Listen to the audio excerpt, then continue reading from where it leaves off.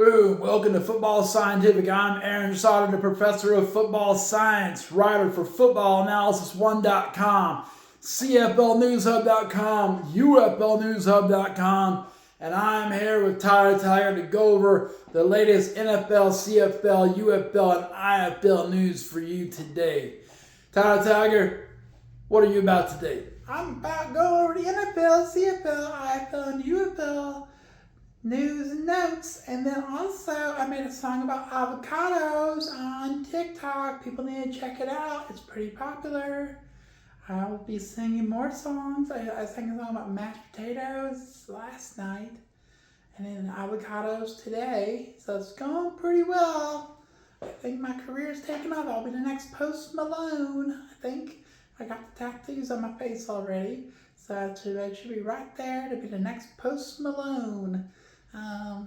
Yeah, so it should be a good time. How have you been, Professor? I've been pretty good. I've been busy collecting data and breaking down stats and doing all the stuff, related to Football Scientific and writing these articles. Whoa, have you written an article today? Yeah, I finished an article about the power ranking, the teams left in the NFL playoffs for the Divisional Round. And also, I just wrote an article about the newest Tiger Cat to be signed, Tamarion Wilson. Wow, that's pretty good. And what happened in the UFL today? They released who their snappers and kickers were that drafted. But other than that, not much. It's like the Storm have 59 players out of 64, so they still have 5 players they can pick up for training camp. But the ones they have now are probably the main ones they're going to play with. Well, that's pretty interesting. All right, well, I'm going to think of a new song for tomorrow, but right now, let's break it down, break it down, break it down. Brought to you by W Energy. Okay, back to you. All right, back to you, the camera, the show. Okay, we keep increasing our subs. Nice job. Keep increasing our subs. We're not really increasing our views, but our shorts are really good at increasing our subs. Let's keep that energy going. Boom. Washington Commanders, looks like they are hiring former Falcons quarterback coach DJ Williams to be their quarterback coach. And I haven't heard much about this because it's nepotism. His dad, Doug Williams, who was the first African-American quarterback to win a Super Bowl for the Washington Redskins at the time, is part of their an executive in their front office, and he basically got DJ Williams a job from Atlanta. Okay. New York Giants, they're going, so the word this morning was they had a deal with John Harbaugh to be their head coach. So he was going to be hired, but that deal has not been finished yet. So they're still working out details. So he has not officially been hired, although the Giants fans have been going crazy all day about having a new coach to go with Jackson Dart and Cam Scatterboo and Abdul Carter. But he hasn't officially been signed. I've been keeping an eye on it all day, waiting to see if he's officially signed. But everyone's acting like he's officially signed, so I guess John Harbaugh is the new head coach of the New York Giants. That's not official yet, but I guess that's happening. Tennessee Titans, former Cowboys head coach Mike McCarthy will interview with the Titans on Saturday. Buffalo Bills have ruled out quarterback Maxwell Hairston and safety Jordan Poyer for this weekend's game for the first Divisional Round playoff game at Saturday at 4:30 against the Denver Broncos. So they'll have to do it without those guys. Atlanta Falcons have interviewed Green Bay Packers defense coordinator Jeff Hafley for their head coaching position. Washington Commanders have interviewed former Cardinals head coach Jonathan Garrison for their DC position. LA Chargers, they have conducted an interview with Marcus Brady for their offensive coordinator. For their offensive coordinator position to replace the guy they fired. Yeah. Okay. Tampa Bay Buccaneers interviewed Philadelphia Eagles special teams coordinator. Okay. So Tampa Bay Buccaneers, I said that. Interviewed Philadelphia Eagles special teams coordinator for the Buccaneers special teams coordinator. Lateral move. I didn't write his name down. Didn't matter. Atlanta Falcons interviewed LA Chargers defensive guard Jesse Minter for their head coaching position. Okay. San Francisco 49ers. So this is relative to the playoff game. Linebacker Fred Warner will not be activated for this week's game against Seattle, so that's sad. He's out still. Seattle Seahawks quarterback Sam Darnold said he suffered an oblique injury. He's on the injury report, but he says he's playing, so I couldn't imagine him not playing in a playoff game when they have home field advantage and stuff.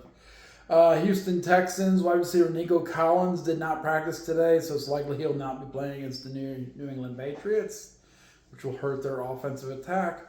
Arizona Cardinals have interviewed 49ers defense coordinator Robert Saleh today for their head coaching position. So I don't know if I want to be the head coach of the Cardinals right now. Boom. And then Miami Dolphins have interviewed LA Chargers defensive coordinator Jesse Minter today. So he might be getting a job for this team as a head coach.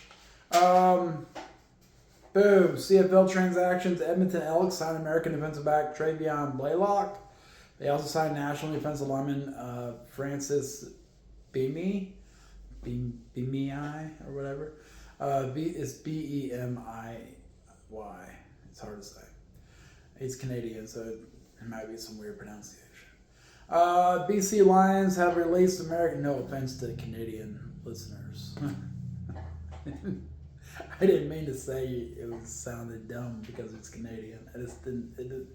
I don't know how to say it. BC Lions released American defensive lineman Dwayne Hendricks. Winnipeg Blue Bombers have released American running back Peyton Logan. Our Red Blacks have removed they reworked the contract of American wide receiver Eugene Lewis, who's thinks he's a superstar. They're gonna reduce his salary cap number. And then the most important signing in the CFL was Tiger Cats signing American linebacker Latamirion Wilson, who played at Central Arkansas. He has the ability to play linebacker or Sam linebacker, which is a nickel position in the CFL, or even playing safety. So he likes to play close to the line of scrimmage, though. So probably at nickel or linebacker would be a better place. And we need a linebacker since Devin Veresek got released to go sign a reserve contract. I mean, he's not going to play for the Indianapolis Colts. Boom. And also, late yesterday, the Tiger Cats released American defensive lineman Jose Ramirez for the NFL workout. Tampa Bay Buccaneers worked him out one time. He's going to sign with somebody, he thinks.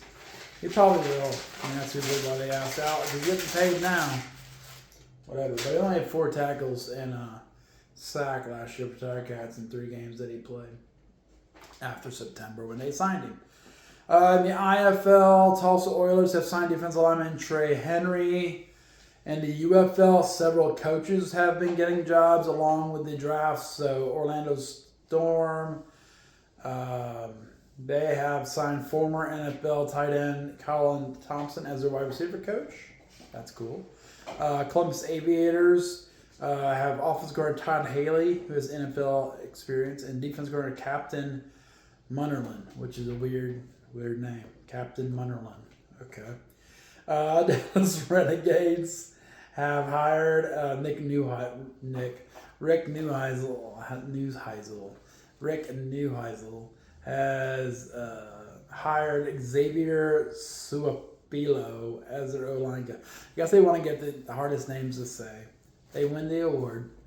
And then Louisville Kings offensive guard Steve Logan or something like that.